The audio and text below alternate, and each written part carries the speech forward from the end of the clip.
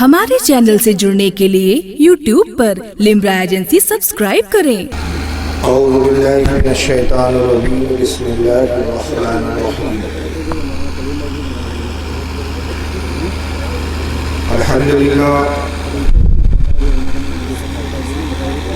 अल्हम्दुलिल्लाहि रब्बिल आलमीन वल आक़िबतु लिल मुत्तक़ीन वस्सलातु वस्सलामु अला मन काना नबिय्यु आदम बैनल माइ वत्तीन। قال الله تبارك وتعالى في القرآن المجيد والفرقان الحميد ورفعنا لك ذكرك صدق الله العظيم صدق صادق المصدوق عليه الصلاة والتسليم إن الله وملائكته يصلون على النبي يا أيها الذين آمنوا صلوا عليه وسلموا تسليما اللهم صل على سيدنا مولانا شفيعنا وحبيبنا يا رسول الله صلى الله عليه وسلم ومولانا محمد وعلى آله وأصحابه وأهل بيته وذريته وبارك وسلم الصلاة والسلام عليك يا رسول الله صلى الله تعالى عليه وسلم۔ وادی رضا کی کوئی ہمالہ رضا کا ہے، وادی رضا کی کوئی ہمالہ رضا کا ہے، جس سمت دیکھئے وہ علاقہ رضا کا ہے۔ بڑی پرنور اور بارونق آج کی مجلس جو تکونیا لکھیم پور کھیری کے اتر پردیش کے اس علاقہ میں منعقد کی گئی ہے، جس کی سرپرستی اور قیادت اولاد رسول شیخ طریقت ہمارے بزرگوار جن کی ذات و شخصیت سے آپ مجھ سے زیادہ واقف ہے، میری پہلی ملاقات ہے، ان کی عظمت کے لیے اتنا ہی کافی ہے کہ نبی پاک صلی اللہ علیہ وسلم سے نسبت ہے، اور ہم اہل سنت و جماعت نسبتوں کی تعظیم اور احترام کرنے والے لوگ ہیں۔ جو چیزیں نبی نے استعمال کی ہو وہ بھی متبرک ہو جاتی ہے، جو لباس رسول اللہ نے زیب تن کیا ہو وہ متبرک ہوتا ہے، جس برتن کو نبی پاک صلی اللہ علیہ وسلم استعمال فرما لے وہ متبرک ہوتا ہے، جس چیز کو بھی نبی چھو دیتے ہیں وہ چیزیں تبرک ہو جاتی ہیں، تو جو خود نبی کا خون اور نبی کی آل ہو تو پھر ان کا کیا کہنا ہے۔ یہ آل رسول جو ہماری جماعت میں اللہ کا فضل و کرم ہے کہ موجود ہے، اور ان کی سرپرستی اور قیادت ہمارے جلسوں کو میسر آتی ہے، میں حضور والا کا بہت ہی ممنون و مشکور ہوں کہ آج کے اس ایک روزہ دینی جلسے کے لیے اپنی قیادت عطا فرمائی اور اپنے وجود مبارک سے اس مجلس کو زینت بخشی۔ اللہ تعالیٰ ہمارے ان بزرگوار کو عمر درازی عطا فرمائے، صحت و تندرستی عطا فرمائے، اور آل رسول کے فیض و برکات سے مجھے اور آپ سب کو مستفیض فرمائے۔ ساتھ ہی جن نوجوانوں نے آج کی اس بزم کو سجایا، میں ان کا بھی بہت ہی ممنون و مشکور ہوں، اور کسی کا میں نام اس لیے نہیں لے رہا ہوں کہ اگر کچھ کا نام لوں کچھ کا چھوٹ جائے تو جن کا چھوٹ جائے نا ان کی دل شکنی ہو جائے۔ تو مجموعی طور پر میں اپنے تمام کرم فرما جنہوں نے آج کی اس بزم کو سجانے کے لیے بڑی محنت، بڑی کاوشیں کی، بڑی خلوص اور للہیت کے ساتھ اس بزم کا انعقاد کیا، ان کے لیے اللہ کی بارگاہ میں دعا کو ہوں، اور ساتھ ہی اس وقت مسند رسول پر جس قدر بھی علماء ضمیر احترام تشریف فرما ہے، سب کے لیے اللہ کی بارگاہ میں دعا کو ہوں کہ خالق کائنات ہمارے ان تمام علماء اہل سنت کی عمروں میں، علم میں، رزق میں خیر و برکت عطا فرمائے۔ آج کی کانفرنس کا عنوان اور نام بینر پر آپ پڑھ چکے ہیں، اشتہارات میں آپ دیکھ چکے ہیں۔ کانفرنس کا عنوان ہے امام احمد رضا کانفرنس۔ یہ امام احمد رضا کون ہے؟ آپ کہیں گے ہم انہیں اعلیٰ حضرت کہتے ہیں، آپ کہیں گے مولانا نقی علی خان صاحب کے صاحبزادے ہیں، بریلی کے اتر پردیش علاقے کے، یو پی میں بریلی کر کے بڑا مشہور علاقہ ہے، وہاں پیدا ہوئے۔ اور بہت زیادہ اگر آپ کو تھوڑی بہت معلومات ہو تو آپ یہ کہہ دیں گے کہ برادری کے اعتبار سے پٹھان ہے، خاندان کے اعتبار سے پٹھان ہے، قبیلہ بڑھیچ ہے، افغانستان سے آئے، دین کے عالم تھے، لوگ اس صدی کا ان کو مجدد کہتے ہیں۔ یہ تعارف ہوا اہل سنت و جماعت کی جانب سے، لیکن اعلیٰ حضرت کا ایک اور تعارف ہے جو پیش کیا جاتا ہے، اور وہ تعارف جو ہمارے کانوں میں آتا ہے، میں نے سنا ہے بارہ جھبا اور قبہ پہننے والے لوگوں سے، جو ممبروں پہ بیٹھتے ہیں اور بڑی بے باکی سے یہ جملے کہتے ہیں کہ صاحب مولانا احمد رضا خان ایک شدت پسند مولوی تھے، ان کے مزاج میں بڑی شدت تھی، بہت چڑچڑا پن تھا، بات بات پہ غصے میں آ جاتے تھے، اور حال یہ تھا کہ کافر کسی کو بھی کہنے میں بڑے جلباز تھے، جہاں کسی سے تھوڑی سی بھی چھوٹی معمولی سی انبن ہو گئی فوراً کہہ دیتے تھے تو کافر ہے، اور اپنے دارالفتاء سے کفر کا فتویٰ صادر کر دیتے تھے۔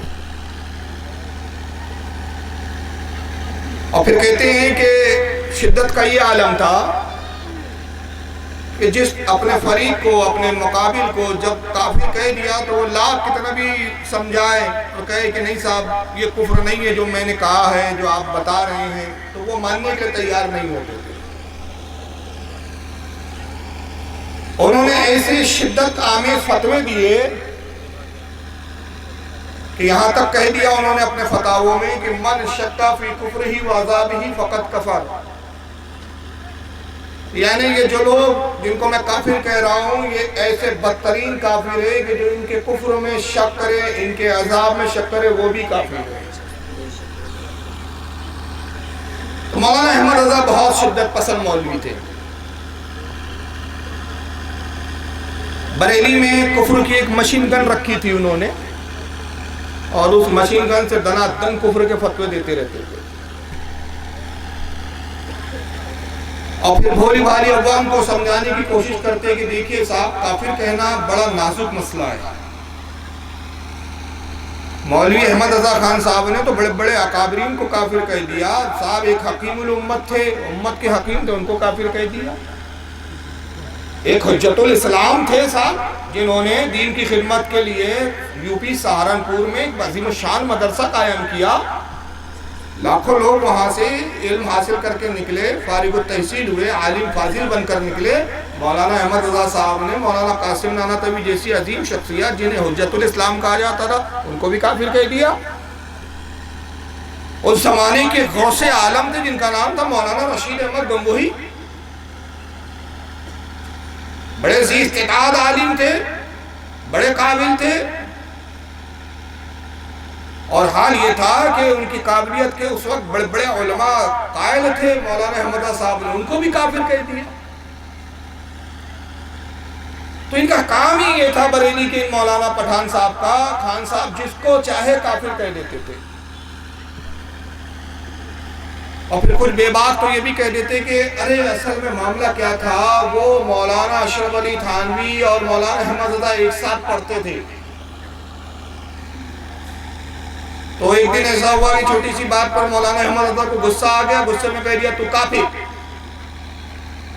اور دارالعلوم دیوبند میں پڑھتے تھے، بھی دارالعلوم دیوبند کو چھوڑ کر آ گئے، بریلی میں آ گئے، پھر پڑھا اڑا کچھ نہیں، اپنے ابا سے ہی تھوڑا بہت پڑھ لیا، اور اس کے بعد سے لے کر مرنے تک مولوی اشرف علی تھانوی کو کہتے رہے کافر کافر کافر۔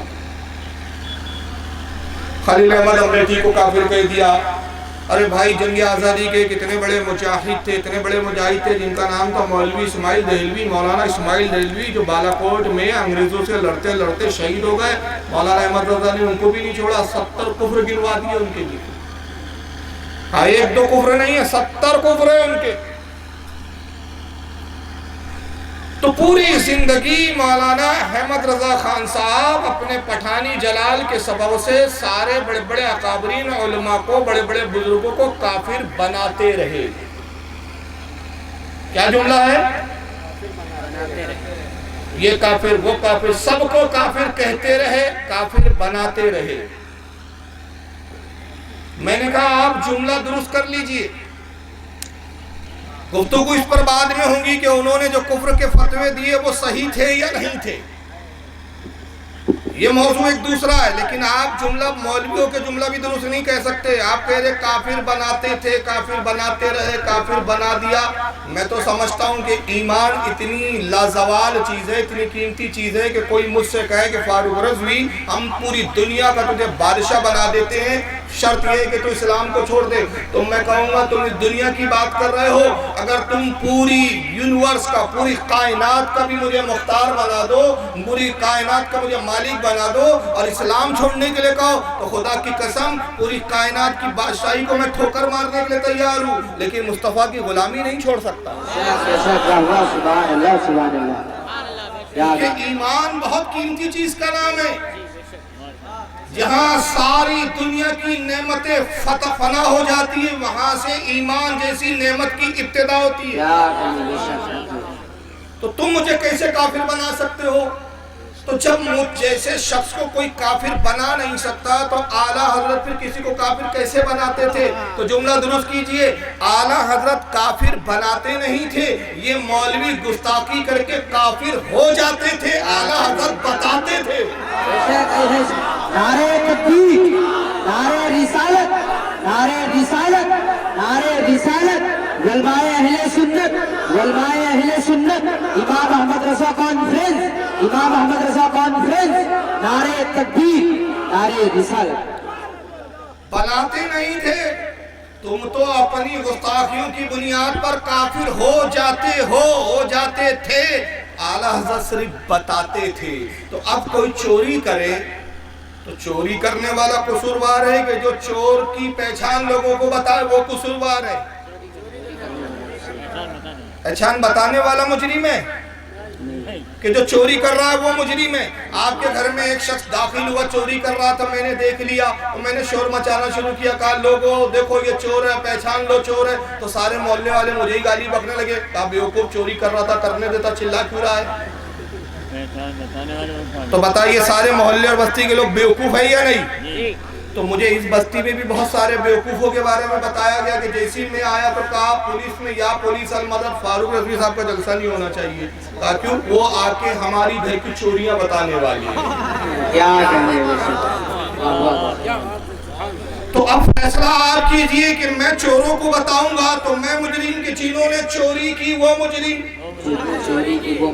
اعلیٰ حضرت کے بھی 2 جرم ہیں، میں تسلیم کرتا ہوں، اور ہم غلاموں کے بھی یہی جرم ہے، اس جرم کی سزا ہم بھگت رہے ہیں اور ہمیں کوئی افسوس نہیں، ہم مرنے تک یہ سزا بھگتنے کے لیے تیار ہیں۔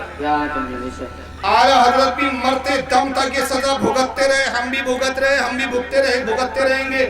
2 جرم تھے اعلیٰ حضرت کے بہت بڑے، وہ ہمارے نزدیک نہیں، ان کے نزدیک۔ وہ جرم کیا تھے؟ اعلیٰ حضرت کا پہلا جرم یہ تھا کہ اپنی جان، مال، اپنی اولاد، اپنی بیوی، بچے، ماں باپ سب سے زیادہ محبت وہ رسول اللہ سے کرتے تھے۔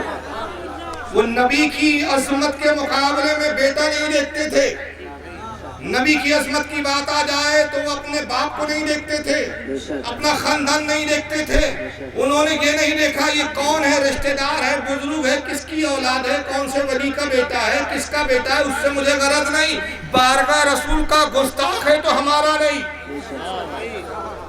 اور وفادار رسول ہے تو پھر وہ ہمارا آقا ہے۔ اور اعلیٰ حضرت نے یوں کہہ دیا، کیسے آقاؤں کا بندہ ہوں رضا،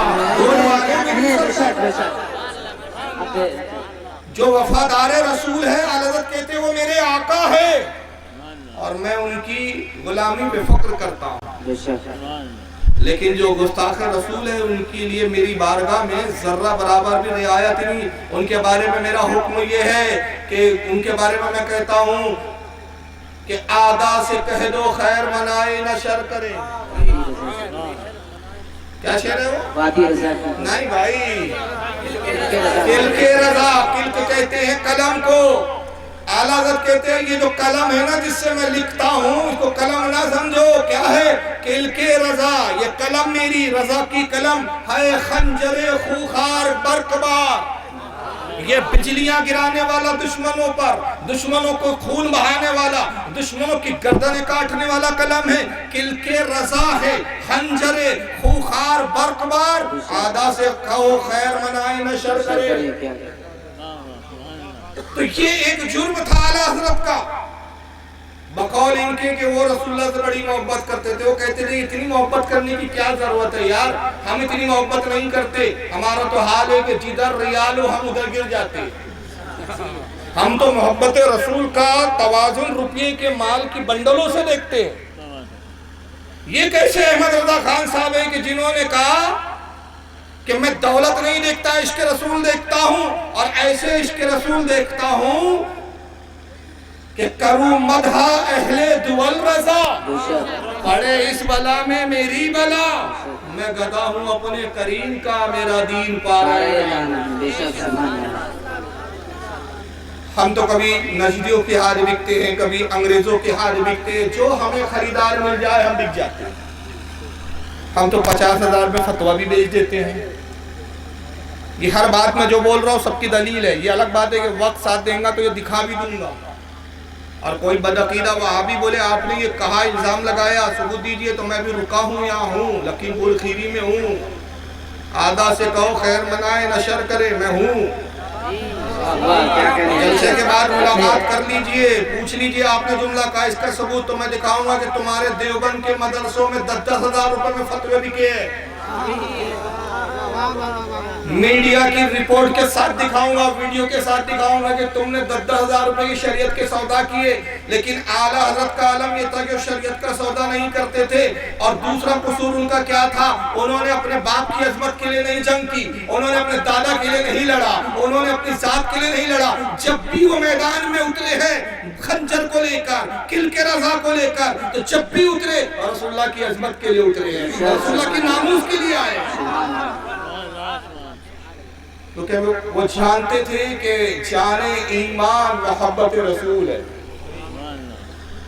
اب پوری زندگی اعلیٰ حضرت فاضل بریلوی نے اسی پر زور دیا کہ محبت رسول کے مقابلے میں کسی چیز سے کمپرمائز نہیں کیا جائے گا. لوگ کہتے ہیں مسلک اعلیٰ حضرت کیا ہے؟ یہ لفظ کہاں سے لایا آپ نے؟ کیا ہے اس کی ڈیفینیشن؟ میں کہتا ہوں ایک جملے میں بتاتا ہوں آپ کو کہ مسلک اعلیٰ حضرت کہتے کس کو ہے. ایک جملے میں مسلک اعلیٰ حضرت اس زمانے میں جب ہم یہ جملہ کہہ دیتے ہیں تو اس کا مطلب یہ ہوتا ہے منشائے الہی کے مطابق، منشائے الہی کے مطابق رسول سے محبت کرنے کا نام مسلک اعلیٰ حضرت. کیا ہے مسلک اعلیٰ حضرت اور کیا ہے منشائے الہی؟ کیسے رسول سے محبت کرو؟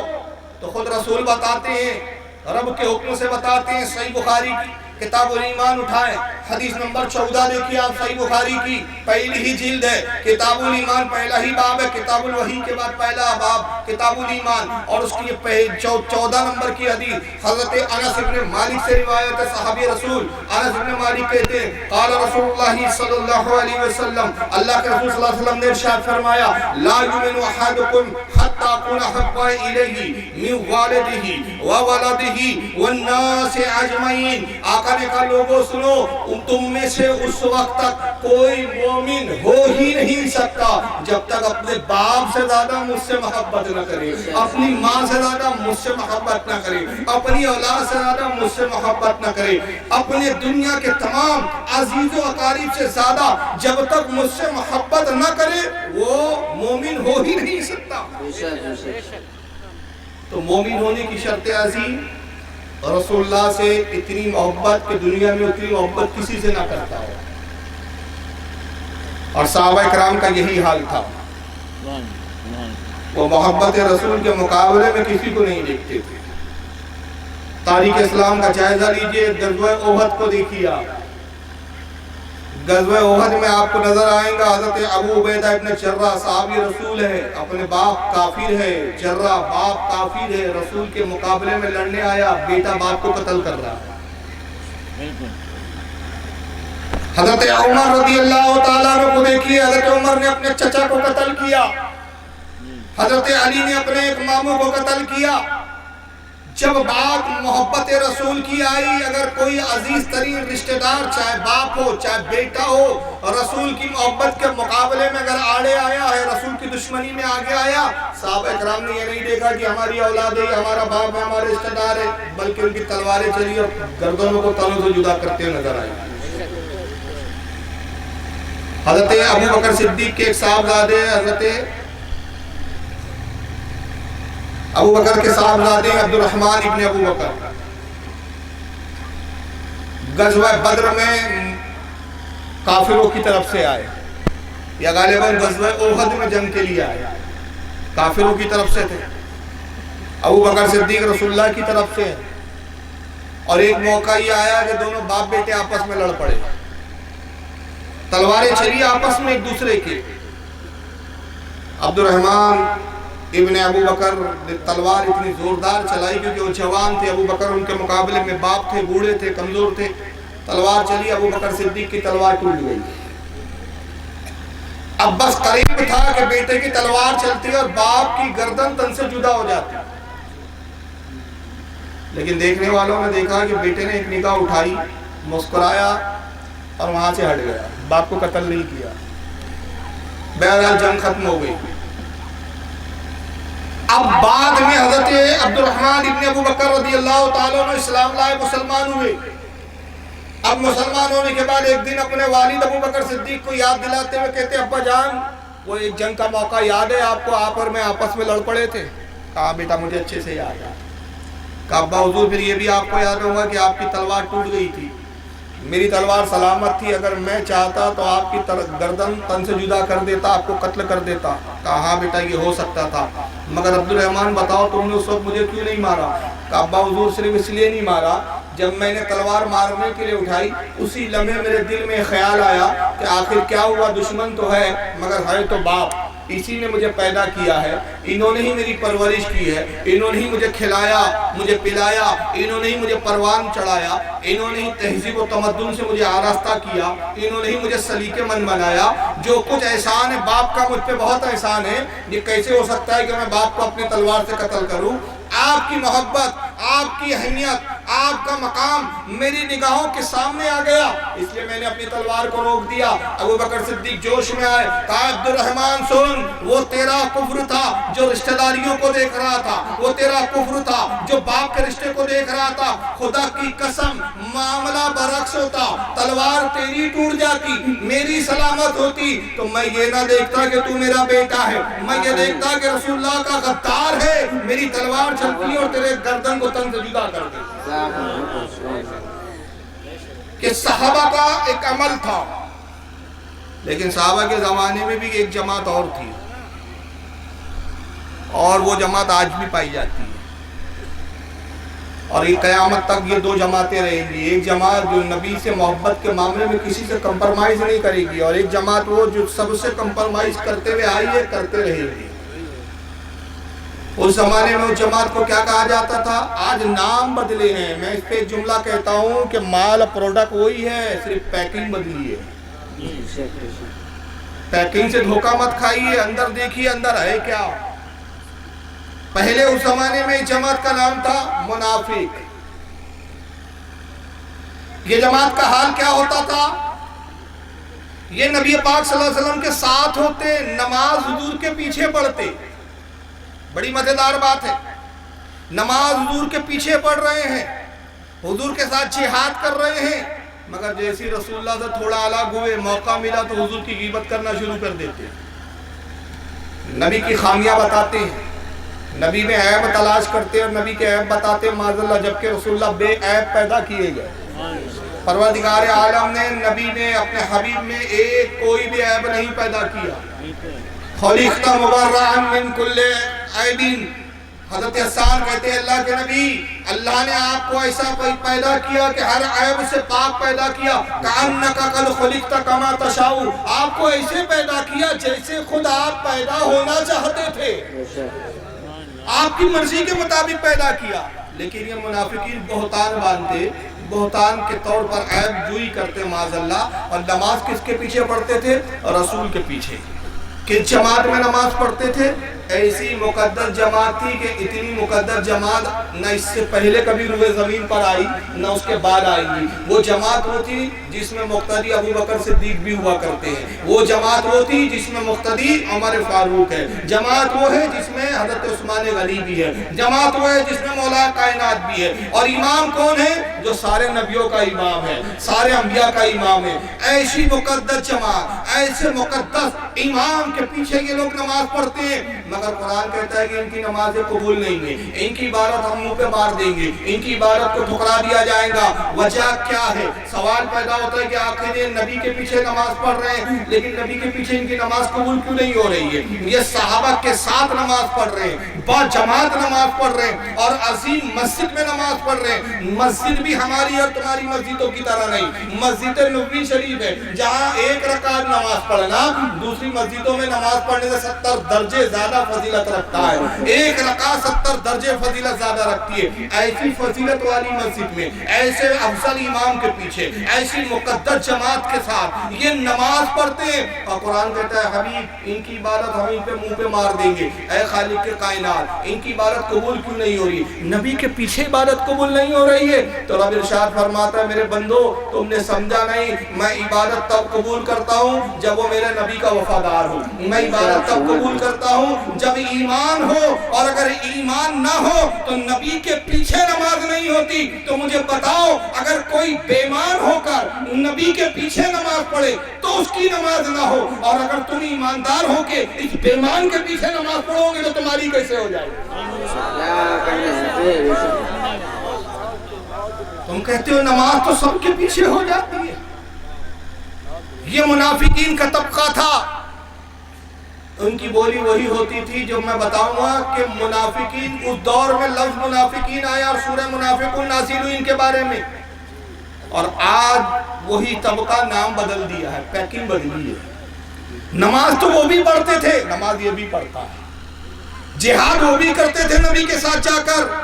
یہ تو اتنے بڑے جہادی ہیں کہ انہوں نے جہادی کوئی تنظیم ہی بنا رکھی ہے. طالبان, جیش محمد, لشکر قہر, القاعدہ, لشکر طیبہ, داعش, ISI, ایک دو نہیں دنیا بھر کی ٹیررسٹ تنظیمیں جہاد کے نام پہ بنا رکھی. اتنے بڑے مجاہد, پیکنگ بدلی ہے, مال وہی ہے, بولی وہی, عقیدہ وہی جو اس دور کے منافق کے کہا تھا. جہاد وہ بھی کرتے تھے لیکن بولی وہی تھی. آج کے منافق کی بھی بولی وہی ہے.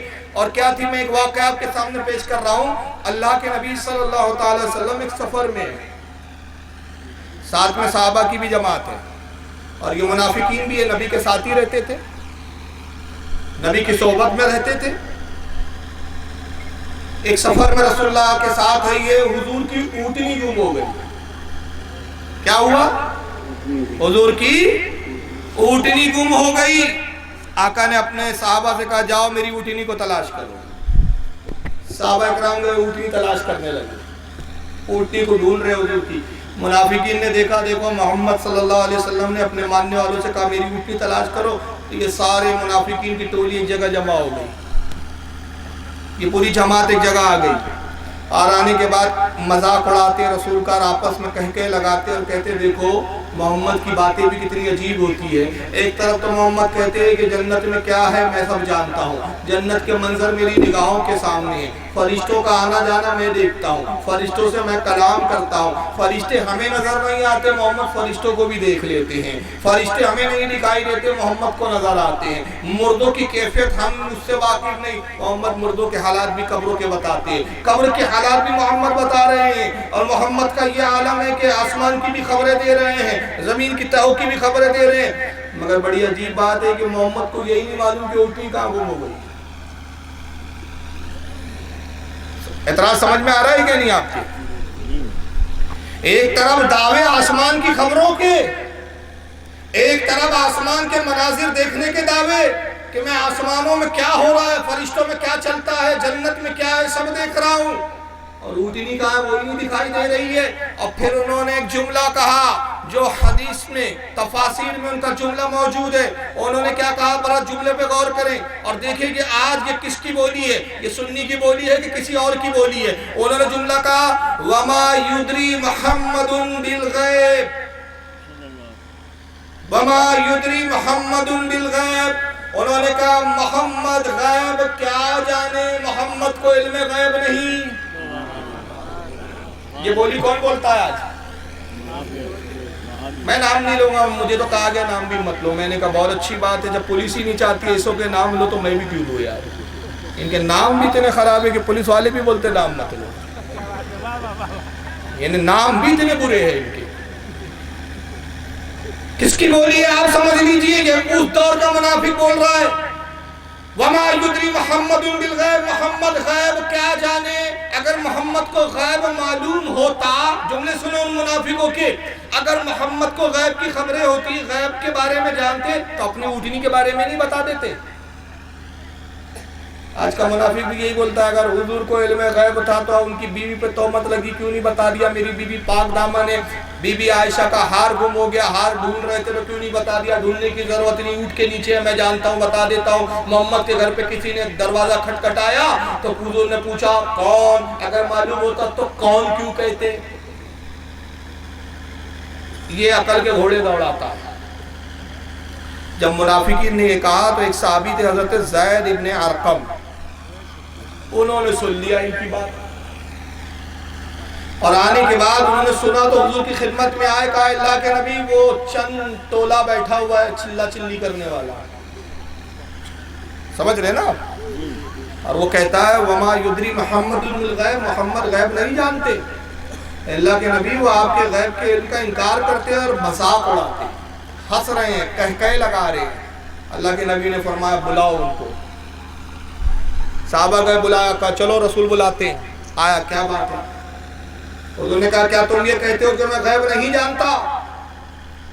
اللہ کی قسم، رب کائنات کی قسم، میرے رب نے مجھے وہ علم دیا کہ میں زمین کے چپے چپے کو جانتا ہوں، زمین کے ذرے ذرے کو جانتا ہوں، لیکن اگر میری اونٹنی گم ہوئی اور میں کہتا ہوں تلاش کرو، تو جب میں کسی بات کا حکم دیتا ہوں تو اس میں کچھ حکمتیں ہوا کرتی ہے، اللہ کی اور میری کچھ مرضی ہوا کرتی ہے، اس کی حکمتوں کو تم نہیں جانتے، مگر سنو اب تم نے میرے علم غیب پر اعتراض کیا، خدا کی قسم میں جانتا ہوں کہ میری اونٹنی کہاں ہے۔ آئے میرے صحابیوں، جاؤ ان منافقوں کو ساتھ میں لو اور ساتھ میں جا کر دیکھو فلاں وادی کے اندر، ان وادیوں میں جو جھاڑیاں ہیں، ان جھاڑیوں کے درمیان میں میری اونٹنی اور جھاڑیوں کو کھا رہی ہے۔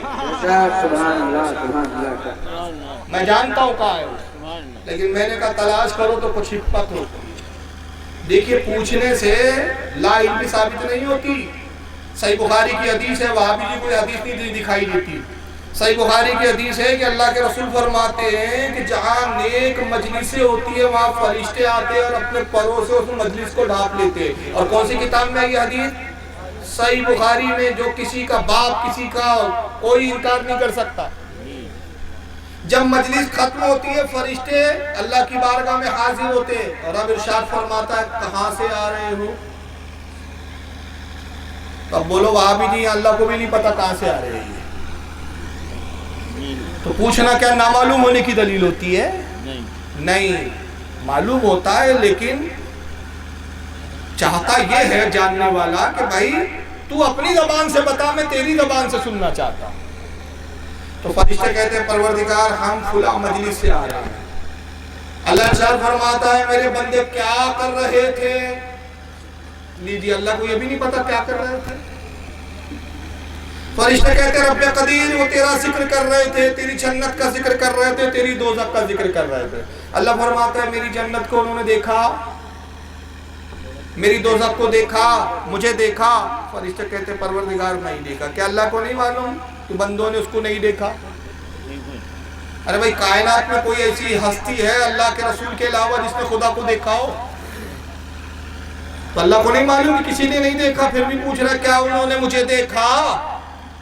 فرشتے کہتے نہیں دیکھا. کیا جنت دیکھی میری؟ اللہ نہیں دیکھی. کیا میری دوزخ دیکھی؟ مولا نہیں دیکھی. اگر مجھے دیکھتے، میری جنت دیکھتے، میری دوزخ دیکھتے، کیا کرتے؟ اے خالق کائنات، جنت دیکھ لیتے، جنت کی طلب میں عبادتوں میں مشغول ہو جاتے. جہنم دیکھتے، تیری پناہ چاہتے، اور اگر تیرا دیدار کر لیتے، دنیا اور مافیا سب کو بھول جاتے، سب کو فراموش کر دیتے. رب فرماتا ہے اچھا اتنی محبت سے ذکر کر رہے تھے، اتنی دل جمعی کے ساتھ ذکر کر رہے تھے. اے فرشتوں کی جماعت گواہ ہو جاؤ، جتنے لوگ میرا ذکر کر رہے تھے. ہمارے چینل سے جڑنے کے لیے YouTube پر لمرا ایجنسی سبسکرائب کریں.